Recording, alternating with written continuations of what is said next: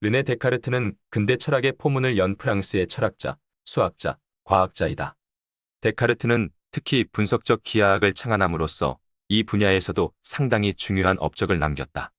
그러나 그보다는 그가 정교한 수학의 방법을 철학에 적용하려고 했다는 점이 더 중요하다. 1633년 데카르트는 네덜란드에서 자신의 첫 작품을 완성했는데 그 무렵 로마 종교재판소에서 갈릴레이에게 유죄 판결이 내려졌다는 소식이 들려왔다. 데카르트는 가슴이 철렁 내려앉았다. 인쇄까지 예정되어 있던 자신의 작품에 갈릴레이의 지동서를 지지하는 내용이 있었기 때문이다. 데카르트는 이 책을 발표할 엄두를 내지 못했을 뿐 아니라 심지어 상당 부분을 폐기해버렸다. 4년 뒤에야 이 책 방법서설 혹시 모를 위험에 대비해 익명으로 발표되었다. 오늘날 이 얇은 책은 수많은 철학 저서들 가운데 가장 유명한 책이 되었고 그 속에 등장하는 나는 생각한다. 고로 나는 존재한다라는 말은 세상을 송두리째 뒤흔들었다. 원래 프랑스어로 쓴 이 문장은 1644년의 라틴어 코기토 에르고 숨으로 옮겨지면서 더욱더 유명해졌다. 그렇다면 이 말에 무엇이 그렇게 특별한 것일까? 현대인들에게는 이제 진부하게 들리기도 한다. 그러나 이 말은 인간의 세계관과 인생관을 바꾸는데 결정적인 기여를 했다. 나는 생각한다. 고로 나는 존재한다라는 표현은 데카르트가 학문적 방법과 모든 인식의 전제 조건으로 삼은 의심을 대변하고 있다. 데카르트에게 있어서 철학이란 형이상학적인 물음을 내놓는다는 의미였다. 맨 먼저 확고한 토대를 만들어내는 것, 그러니까 수학의 공리처럼 직접적으로 확실하고 명백하고, 그래서 철학의 전체 구조를 떠받칠 수 있는 한 지점을 찾아내는 것이 문제였다. 그렇게 절대적인 시작을 하려면 온갖 잠정적인 확실성들을 먼저 파괴하는 일이 꼭 필요했다. 그때까지는 의심의 여지없는 참이라고 생각되어 온 것들을 의심해 보아야 했다. 그래서 데카르트는 모든 것을 근본부터 뒤집어 엎고 맨 처음 토대부터 새로 시작하는 것을 자신의 과제라고 보았다. 그는 단호하게 온갖 위험을 무릅쓰고 의심하는 생각의 자유 속에 자신을 세웠다.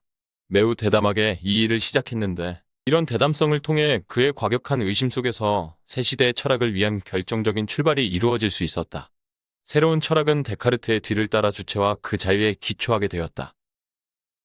그때까지 자명하고 확실한 것으로 여겨지던 것들의 경고성을 검토하기 시작하면서 그는 모든 것이 흔들리는 것을 느꼈다.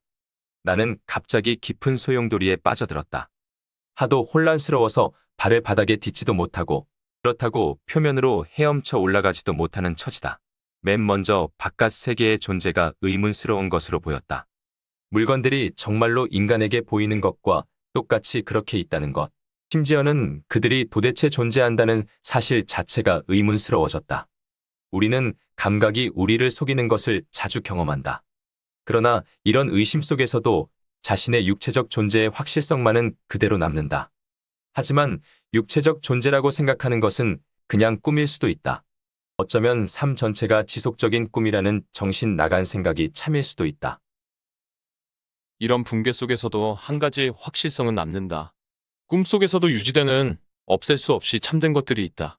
2+3=5 같은 명제나 부피, 형태, 시간, 공간과 같은 가장 보편적인 기본 개념들이 그것이다. 그러나 그가 과격함에 이르자 모든 인식의 바탕이 되어주는 이런 참들도 의심 속에서 그만 무너지고 말았다. 이들이 인간 정신의 구조와 뗄 수 없이 결합되어 있는 것이기는 하다. 그러나 인간은 자기가 가장 확실하다고 여기는 것에 대해서조차 자기 본질의 바탕으로부터 기만당하고 있는 것일 수도 있다.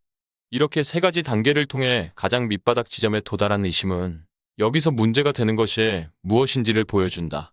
인간이 근본적인 기만 속에 살도록 되어 있다면, 또 데카르트가 하는 것처럼 인간이 신의 피조물이라는 생각에 단단히 매달린다면 그것은 신이 창조할 때 인간을 본질적으로 뒤집어짐과 참되지 않음의 상태 속으로 밀어넣었다는 의미가 된다. 그렇게 되면 신은 신학과 철학이 끊임없이 주장해온 것, 곧 참의 원천이 아니라 기만하는 신, 혹은 심지어는 악의적인 데몬이 되고 만다. 데카르트는 깜짝 놀라서 이런 생각을 표현하지 못하고 뒤로 물러섰다. 그러나 질문의 방식으로라도 그가 감히 이런 생각을 했다는 사실은 매우 의미 깊은 일이다. 왜냐하면 확실성의 문제에서 그리고 인간 정신이 새로운 시대로 넘어가는 과정에서 무엇을 잃어버릴 상황에 있는지가 여기서 분명해지기 때문이다. 창조주의 손 안에서 안전하다는 피조물 인간으로서의 지식과 신의 참됨에 관여한다는 지식을 잃은 상황이 온 것이다. 과격한 의심을 통해 이렇게 가장 깊은 확실성의 토대가 흔들린다면 인간이 궁극적인 회의의 밤으로 떨어질 위험성이 나타난다. 의심을 통한 길의 마지막에서 데카르트도 자신이 뚫고 나갈 수 없는 어둠에 휩싸인 것을 보았다. 그는 의심이 의심 자신으로부터 근원적인 확실성을 내놓을 때까지 그 의심을 꼭 붙잡았다. 내가 생각하는 모든 것, 내가 인식한다고 믿는 모든 대상이 의심스러운 것이라 하더라도 이 대상에 대한 나의 생각만은 존재한다. 그럼으로써 이 생각을 가지는 나도 존재한다. 의심조차도, 그리고 바로 그 의심이야말로 내가 여기 있음을 증명한다. 왜냐하면 내가 의심하는 한, 의심하는 사람인 내가 존재하고 있음이 분명하기 때문이다. 신이 우리를 기만하고 있는지도 모른다는 생각조차도 자기 자신에 대한 이런 내적인 확실성을 파괴할 수는 없다. 신이 나를 기만한다 할지라도 여전히 기만당하는 나는 존재한다. 이렇게 해서 데카르트는 그의 유명한 명제에 도달했다. 나는 생각한다. 그러므로 나는 있다. 나는 의심한다. 그러므로 나는 있다. 나는 기만당한다. 그러므로 나는 있다.